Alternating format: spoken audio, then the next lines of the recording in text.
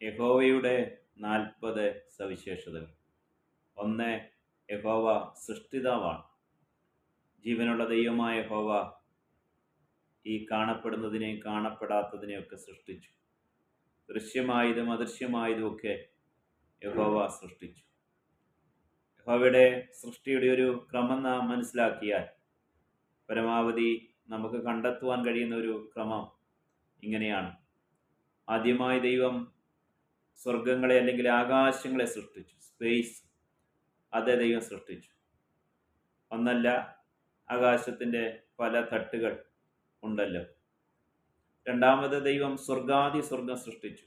മൂന്നാം സ്വർഗം എന്ന് വിശുദ്ധ ബൈബിൾ വിശേഷിപ്പിക്കുന്ന സ്വർഗാദി സ്വർഗം, ദൈവത്തിൻ്റെ വാസസ്ഥലമായിരിക്കുന്ന സ്വർഗാദി സ്വർഗം ദൈവം സൃഷ്ടിച്ചു. മൂന്നാമത് ദൈവം സൈന്യങ്ങളെ സൃഷ്ടിച്ചു. ദൈവദൂതന്മാർ, യഹോവയുടെ സൈന്യങ്ങളുടെ ദൈവമായ യഹോവ ഒട്ടനവധി ദൂതന്മാരെ ദൈവം സൃഷ്ടിച്ചു. നാലാമതായി ദൈവം ഭൂമിയെ സൃഷ്ടിച്ചു. അഞ്ചാമതായി ഭൂമിയോടുള്ള ബന്ധത്തിലെ ആദ്യത്തെ സൃഷ്ടി, വെളിച്ചത്തെ ദൈവം സൃഷ്ടിച്ചു. ഭൂമിയെ സൃഷ്ടിച്ച ശേഷം ഭൂമിയോടുള്ള ബന്ധത്തിലെ ആരംഭദിനത്തിൽ തന്നെ ദൈവം വെളിച്ചം സൃഷ്ടിച്ചു. ആറാമതായി ദൈവം സസ്യ വൃക്ഷലതാദികളെ സൃഷ്ടിച്ചു. ഏഴാമതായി ദൈവം ജലജീവികളെ സൃഷ്ടിച്ചു. എട്ടാമതായി ദൈവം പറവജാതികളെ സൃഷ്ടിച്ചു. ഒൻപതാമതായി ദൈവം മൃഗങ്ങളെ സൃഷ്ടിച്ചു.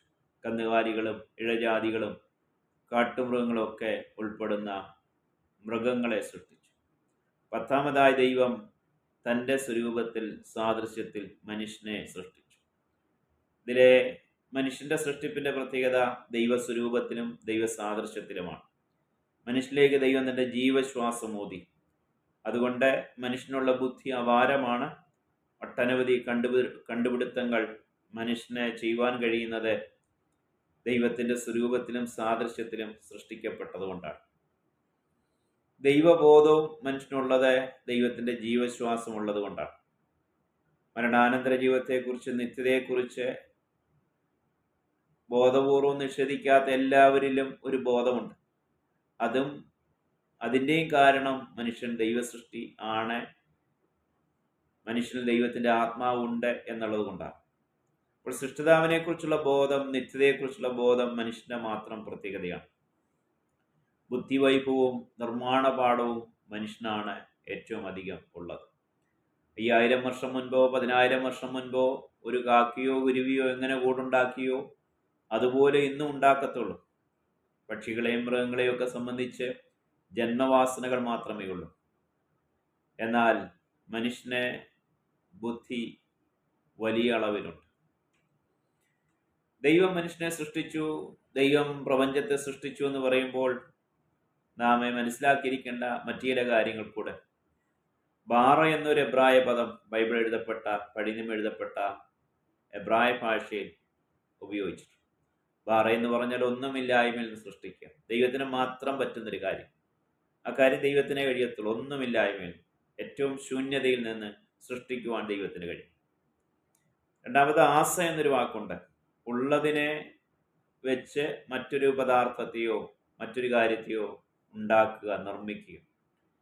പല കാര്യങ്ങൾ ചേർത്താകാം, ഒരു വസ്തുവിൽ നിന്നാകാം. അതിനെ നിർമ്മാണം എന്ന് പറയുന്നു. ആസ എന്നൊരു വാക്ക് ഉപയോഗിച്ചിരിക്കും.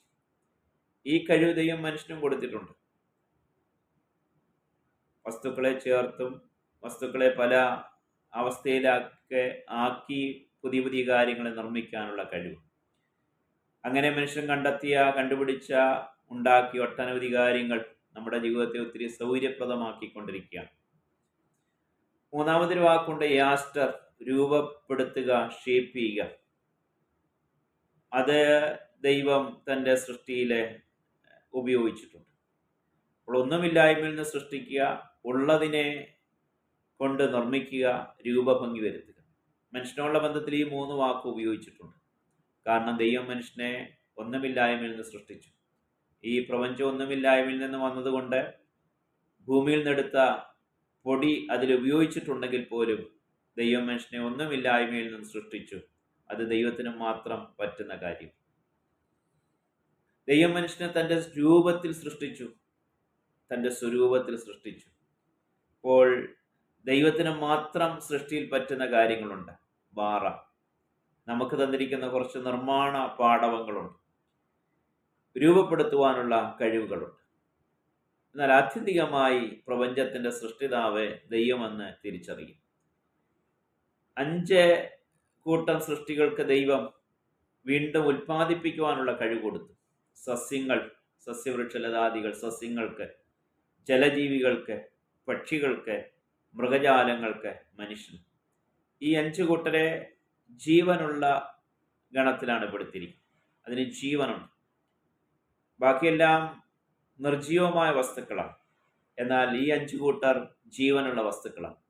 ഇതിനെ വീണ്ടും നിർമ്മിക്കാനുള്ള കഴിവ് ദൈവം കൊടുത്തിരിക്കുകയാണ്. ഈ ഭൂമിയിൽ കാണുന്ന ഈ 5 കൂട്ടം ജീവനുള്ള വസ്തുക്കൾക്ക് അതത് തരത്തെ ഉൽപ്പാദിപ്പിക്കുവാനുള്ള കഴിവ് ദൈവം കൊടുത്തിരിക്കുകയാണ്. അതുകൊണ്ട് തന്നെ ഇതെല്ലാം പെറ്റുപെരുകി വർദ്ധിച്ച് ഇന്നയോളം ഭൂമി നിലനിൽക്കുകയാണ്. പിന്നെ നാം മനസ്സിലാക്കേണ്ട മറ്റൊരു കാര്യം, ഈ സൃഷ്ടികളെ, ദൃശ്യ സൃഷ്ടികളെ 3ആയിട്ട് തിരിച്ചാണ് ബൈബിൾ പറഞ്ഞിരിക്കുന്നത്. ആകാശവും അതിലുള്ളതും, ഭൂമിയും അതിലുള്ളതും, സമുദ്രവും അതിലുള്ളതും.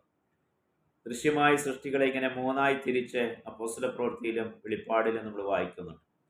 സൃഷ്ടിയെക്കുറിച്ച് ഉൽപ്പത്തി മുതൽ വെളിപ്പാട് വരെ ആവർത്തിച്ച് 40ഓളം പ്രാവശ്യം ദൈവമായ യഹോവയാണ്, കർത്താവാണ് സൃഷ്ടിതാവെന്ന് പറഞ്ഞിട്ടുണ്ട്. ബൈബിളിലെ അവസാനത്തെ സൃഷ്ടിയെക്കുറിച്ചുള്ള പരാമർശത്തിൽ ഇങ്ങനെ 3ആയി തിരിച്ചു പറഞ്ഞിരിക്കുന്നു. ഭൂമിയും, ആകാശവും അതിലുള്ളതും, ഭൂമിയും അതിലുള്ളതും, സമുദ്രവും അതിലുള്ളതും ഒക്കെയും ഉണ്ടാക്കിയ, സൃഷ്ടിച്ച സൃഷ്ടിതാവിനെ ആരാധിക്കുന്നതിനെ കുറിച്ച്, വണങ്ങുന്നതിനെ കുറിച്ച് ബൈബിൾ ആവർത്തിച്ച് പറയുന്നു. അപ്പോൾ നമ്മുടെ സൃഷ്ടിതാവ് ദൈവമാണ്. ആദമിനെ ഹവ്വയും ദൈവം നേരിട്ട് സൃഷ്ടിച്ചു. നമ്മുടെ അമ്മയുടെ ഉദരത്തിൽ നമ്മളെ മെടഞ്ഞതും മെനഞ്ഞതും ദൈവമാണ്. 139 സങ്കീർത്തനം 13, 14, 15 വാക്യങ്ങൾ. അതുകൊണ്ട് നമ്മുടെ സൃഷ്ടിതാവായിരിക്കുന്ന യഹോവയെ നാം നമസ്കരിക്കണം, ആരാധിക്കണം.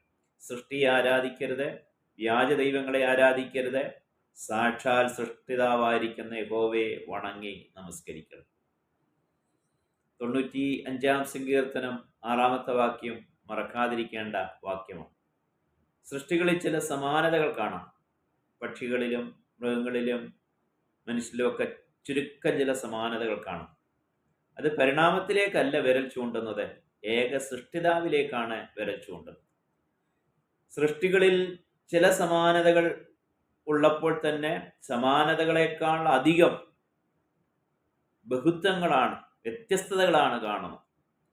ആ വ്യത്യസ്തതകളും പൂർണ്ണതയുള്ള, അനന്തമായ ജ്ഞാനമുള്ള സൃഷ്ടിതാവിലേക്ക് വിരൽ ചൂണ്ടുകയാണ്. അങ്ങനെ നന്നായി നിരീക്ഷിച്ചാൽ, നന്നായി പഠിച്ചാൽ, നന്നായി ബുദ്ധി ഉപയോഗിച്ചാൽ, നന്നായി യുക്തി ഉപയോഗിച്ചാൽ പ്രപഞ്ചത്തിന്, ഭൂമിക്ക്, ഭൂമിയിലുള്ള ജീവജാലങ്ങൾക്ക്, മനുഷ്യർക്ക് ഒരു സൃഷ്ടിതാവുണ്ട്. ആ സൃഷ്ടിതാവ് സാക്ഷാൽ ദൈവമായ യഹോവയാണ് എന്ന് നമുക്ക് മനസ്സിലാക്കുവാൻ കഴിയും. ആ ദൈവമായ യഹോവയെ സ്നേഹിച്ചും സേവിച്ചും ആരാധിച്ചും, ആ ദൈവമായ യഹോവ നമ്മുടെ രക്ഷയ്ക്ക് വേണ്ടി, നമ്മുടെ സ്വർഗീയവാസത്തിന് വേണ്ടി ഉണ്ടാക്കിയിരിക്കുന്ന ജീവനുള്ള രക്ഷാവഴിയിൽ കൂടെ സഞ്ചരിച്ച് സ്വർഗത്തിലെത്തി നിത്യയുഗായുഗങ്ങൾ നമ്മുടെ നിത്യത മുഴുവൻ ആനന്ദിച്ച് സന്തോഷിച്ച് വസിക്കുവാൻ ഒരുക്കിയിരിക്കുന്ന അവസരം തള്ളിക്കളയാതിരിക്കുക. അങ്ങനെ കർത്താവ് ഒരുക്കിയിരിക്കുന്ന വഴിയിൽ കൂടെ സഞ്ചരിച്ച് നമുക്ക് ആ നിത്യസ്വർഗത്തിലെത്താം. യഹോവയുടെ സവിശേഷതകളിൽ ഒന്നാമത്തെ പ്രത്യേകത, ഏറ്റവും പ്രധാനപ്പെട്ട പ്രത്യേകതകളിൽ ഒന്നാമത്തേത്, യഹോവ സൃഷ്ടിതാവാണ്, സാക്ഷാൽ സൃഷ്ടിതാവ്. ഒന്നുമില്ലായ്മയിൽ നിന്ന് സകലത്തെ വിളിച്ചു വരുത്തിയ ജീവനുള്ള ദൈവമായ യഹോവയെ സ്തുതിച്ചാരാധിച്ച് നമുക്ക് ജീവിതം അർത്ഥവത്താക്കാം, ധന്യമാക്കാം. അതിനായി ദൈവം കൃപ ചെയ്യട്ടെ എന്ന് പ്രാർത്ഥിച്ചുകൊണ്ട് പുതിയ മന്നയുടെ ഈ എപ്പിസോഡ് ഇവിടെ അവസാനിപ്പിക്കുന്നു. യഹോവയുടെ മറ്റു പ്രധാന സവിശേഷതകൾ അടുത്ത എപ്പിസോഡുകളിൽ നമുക്ക് ചിന്തിക്കാം.